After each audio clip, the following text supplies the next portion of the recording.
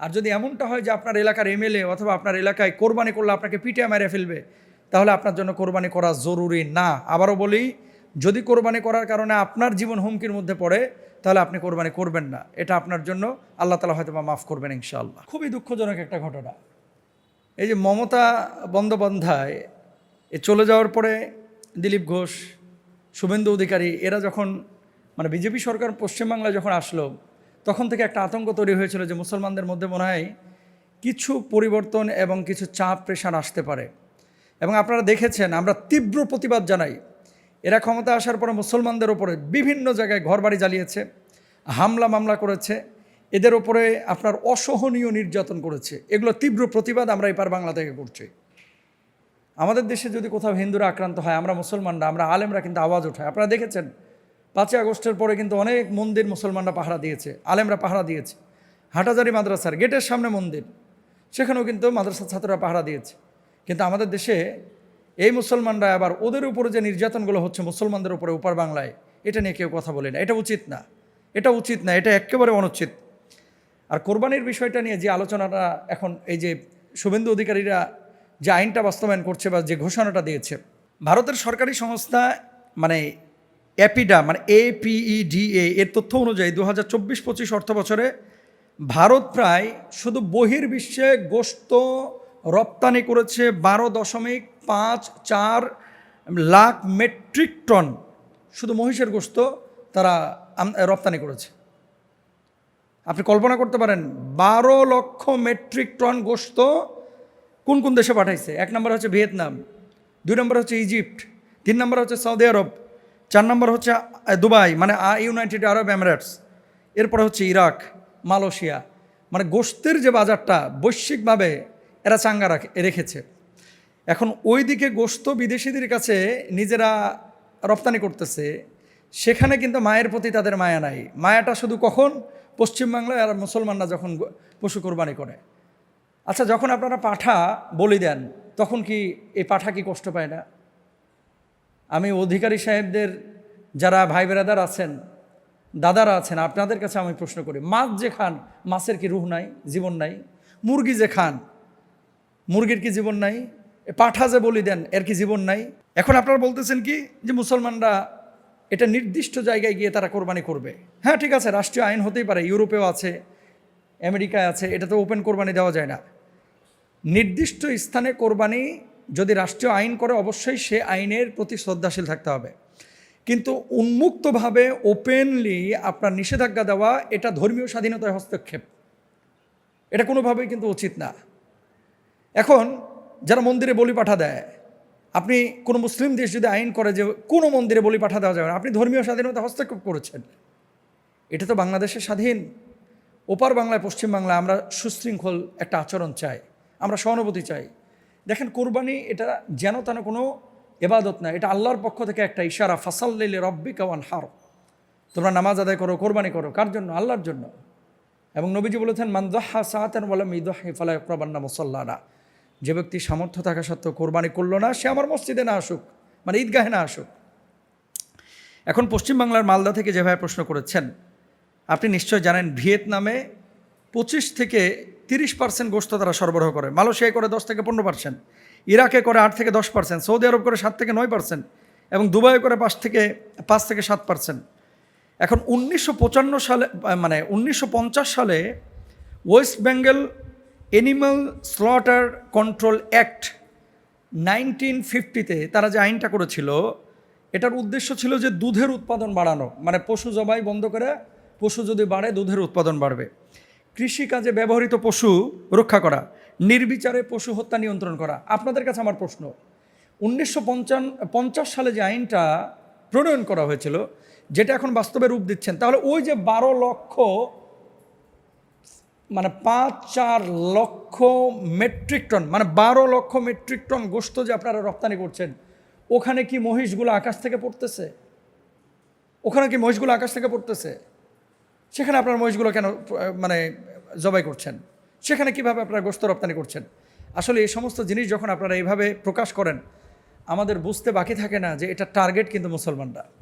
এজন্য আমি বলবো যে ধর্মীয় স্বাধীনতা এদেশে যেমন হিন্দুরা খ্রিস্টানরা পাচ্ছে, আমরা চাই ওপর বাংলায় যে মুসলমানরা আছে তাদেরকে ধর্মীয় স্বাধীনতা, তারা হিজাব মেনটেন করবে, তারা নামাজ পড়বে, তারা আল্লাহর নামাজের জন্য আজান দেবে, হ্যাঁ, আল্লাহর ঘরে তারা আসবে, মানুষকে আহ্বান করবে আজানের মাধ্যমে, তারা কোরবানি করবে। হ্যাঁ, নির্দিষ্ট স্থান দিতে পারেন, কিন্তু নিয়ন্ত্রণ করা এটা উচিত না। এটার তীব্র প্রতিবাদ আমরা জানাই।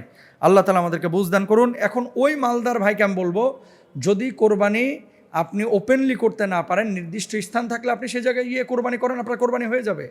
আর যদি এমনটা হয় যে আপনার এলাকার এমএলএ অথবা আপনার এলাকায় কোরবানি করলে আপনাকে পিটিয়ে মেরে ফেলবে, তাহলে আপনার জন্য কোরবানি করা জরুরি না। আবারও বলি, যদি কোরবানি করার কারণে আপনার জীবন হুমকির মধ্যে পড়ে, তাহলে আপনি কোরবানি করবেন না। এটা আপনার জন্য আল্লাহ তাআলা হয়তো বা মাফ করবেন ইনশাআল্লাহ।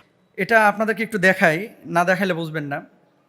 এই যে ভদ্রলোকের ছবিটা একটু দেখেন, আপনারা অনেকে হয়তো বা দেখতে পাচ্ছেন। এই ছবিটা একটু তাকান। একজন হোয়াটসঅ্যাপে লিখে বললেন যে হুজুর, এটা তো সোশ্যাল মাধ্যমে ছড়িয়ে পড়েছে যে ইনি হচ্ছেন বাবা শাহজালাল রহমতুল্লাহি আলাইহি। আসলে এটা শাহজালাল বাবার ছবি কিনা? 1 নাম্বার।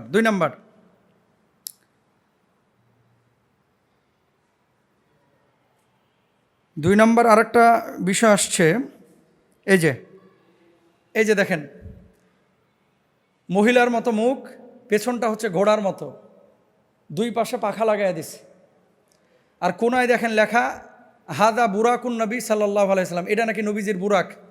ঠোঁটে আবার লিপস্টিকও লাগানো, ঘোড়ার ঠোঁটে আবার লিপস্টিকও লাগানো, মানে মহিলার মুখ। এটা বলে নবীজির বুরাক। এই বেডির পিঠে চড়ে নাকি নবীজি মেরাজে গিয়েছে।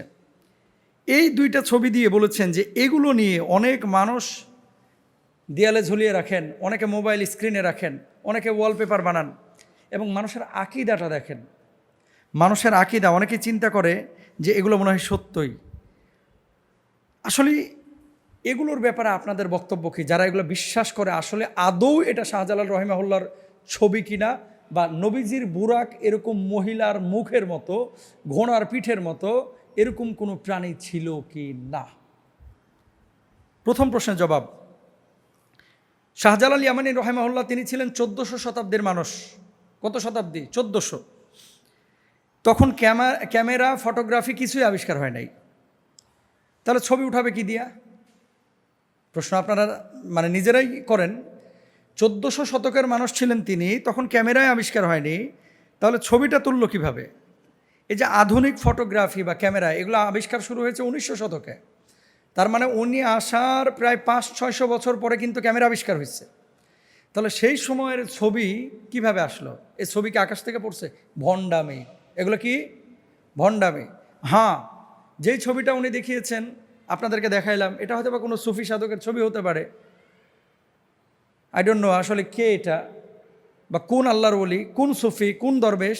কিন্তু এই ছবিটা কখনোই শাহজালাল ইয়ামানী রহিমাহুল্লাহর ছবি না। যারা ছড়িয়েছেন এরা ভণ্ডামি করেছেন ফলোয়ার পাওয়ার জন্য, দেখানোর জন্য, এবং আপনারাও কেউ বিশ্বাস করবেন না। 1826-1827 সালে প্রথম স্থায়ী ছবি তোলেন জোসেফ নিসেফর নিয়েফস। এই যে আপনারা যে ক্যামেরা ব্যবহার করছেন, এখানে এতগুলো ক্যামেরা দেখছেন, এই ক্যামেরার সূচনা কিন্তু সেখান থেকে শুরু। আগে তো আপনারা ফিল্ম দিয়ে ছবি তুলতেন, এখন ক্যামেরা দিয়ে ওয়াজ রেকর্ড করছেন, ক্যামেরা দিয়ে সিনেমা বানাচ্ছেন, নাটক বানাচ্ছেন। ভালো কাজে ব্যবহার করলে সওয়াব পাবেন, খারাপ কাজে ব্যবহার করলে আপনি গুনাহ পাবেন। তাহলে কত সাল দেখেন? 1826-1827 সালে প্রথম স্থায়ী ছবি তোলা হয়। পরে লুই দাগের 1839 সালে ড্যাগেরিওটাইপ পদ্ধতি জনপ্রিয় করেন। ক্যামেরা আবিষ্কারের প্রায় 500 বছর আগে শাহজালাল রহিমাহুল্লাহ জীবিত ছিলেন। তো যিনি ক্যামেরা আবিষ্কারের 500 বছর আগেই জীবিত ছিলেন, এরপরে মারা গেলেন, ওনার ছবি কোত্থেকে এলো? এবার বুঝলেন কি পরিমাণ ভণ্ডামিটা হচ্ছে। বাংলাদেশে দেখবেন কখনো কখনো অনেক মেসেজ দেওয়া হয়, কই এই মেসেজটি ফরওয়ার্ড না করলে আপনার 70টি বিপদ হবে, এই মেসেজটি ফরওয়ার্ড করলে আপনার 70টি সৌভাগ্যের ঘটনা ঘটবে, আপনার রিজিকে বরকত হবে, আপনার ছেলেমেয়ের মধ্যে বরকত হবে, এই মেসেজটি একবার ফরওয়ার্ড করেন। আর আগে ছিল কি, কই মদিনা শরীফে অমুক ব্যক্তি তিনি ঘুমের মধ্যে স্বপ্নে দেখেছেন নবীজি তার কাছে এসে সাল্লাল্লাহু আলাইহি ওয়াসাল্লাম বলেছেন যে এই বার্তাগুলো তুমি পৌঁছায় দাও, 70 জন মানুষের কাছে না পৌঁছাইলে তোমার আজকে রাত্রে একটা দুর্ঘটনা ঘটে যাবে। এসব ভণ্ডামি দেখছেন না আগে? এই ভণ্ডামিগুলো এখন, ভণ্ডামির আবেগটা ওই জায়গাতেই আছে, কিন্তু খালি চেঞ্জ হয়েছে। আগে ছিল কাগজে, এখন আসছে ক্যামেরা আর ফেসবুকে। বিশ্বাস করবেন না। এবার আসেন নবীজি সাল্লাল্লাহু আলাইহি ওয়াসাল্লামের বুরাক। এটা ছিল এমন একটা, ওই যে গাধা বা খচ্চর টাইপের বা দুম্বার মতো দেখতে, যেহেতু আমি দেখিনি, কোনো মুফাসসির মুহাদ্দিস তারাও তো দেখেন না, এটা তো শুধু আল্লাহ রাসূল সাল্লাল্লাহু আলাইহি ওয়াসাল্লাম দেখেছেন। তো এই বাহানোর উপরে তিনি ভ্রমণ করে আল্লাহর সাথে সাক্ষাৎ করেছেন। এখন আমি যে ছবিটা দেখাইলাম, আপনারা যেটা আগে অনেকে কিন্তু দেয়ালে টাঙিয়ে রাখতো, হাজা বুরাকুন নবী সাল্লাল্লাহু আলাইহি ওয়াসাল্লাম, এটা নবী সাল্লাল্লাহু আলাইহি ওয়াসাল্লামের বুরাক, মুখটা মহিলার মতো, দুইটা পাখা আছে, চারটা পা আছে, ল্যাঞ্জাও আছে, বডিটা হচ্ছে ঘোড়ার মতো, আবার মুখের মধ্যে ঠোঁটে লিপস্টিকও লাগাইছে। এই ভণ্ডামিগুলো করেছে আমাদের বাংলাদেশের কিছু মানে সুফি নামের বদমাস, এবং তারা বিভিন্ন প্রেসে গিয়ে এগুলো ছবি বানাইয়া আমাদের গ্রামগঞ্জের সাধারণ মানুষদের কাছে হাটে ঘাটে মাঠে 10 টাকা 15 টাকা করে তখন বিক্রি করতো। তখন থেকে এই ছবিগুলো ছড়িয়ে পড়েছে।